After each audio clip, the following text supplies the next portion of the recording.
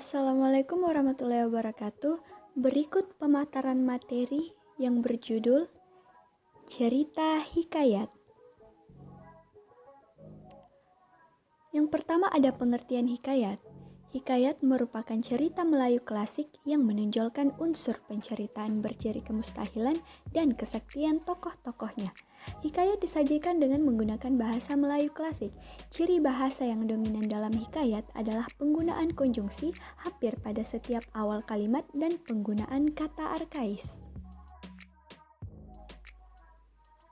Selanjutnya ada fungsi hikayat. Yang pertama, sebagai sarana hiburan. Yang kedua, sebagai sarana pendidikan.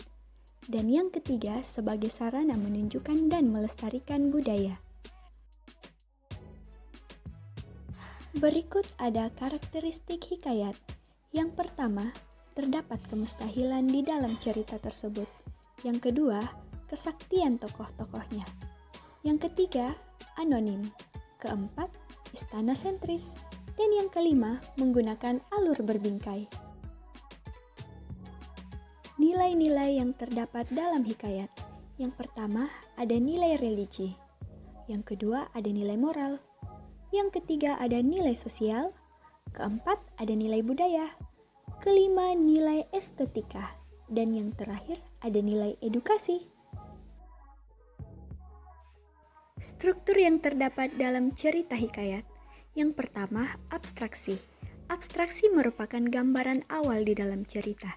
Yang kedua, orientasi. Orientasi adalah yang berkaitan dengan waktu, suasana, maupun tempat. Yang ketiga, komplikasi. Komplikasi merupakan kejadian yang dihubungkan secara sebab akibat. Yang keempat, ada evaluasi. Evaluasi konflik yang terjadi yang mengarah kepada klimaks cerita. Yang kelima, ada resolusi, yaitu ungkapan si pengarang terhadap solusi yang dialami tokoh. Dan yang terakhir ada koda. Koda merupakan nilai atau pelajaran yang dapat diambil dari suatu teks hikayat. Kaidah kebahasaan. Kaidah kebahasaan ada 3. Yang pertama, majas. Penggunaan majas berfungsi untuk membuat cerita lebih menarik dibandingkan menggunakan bahasa yang bermakna lugas. Yang kedua ada konjungsi.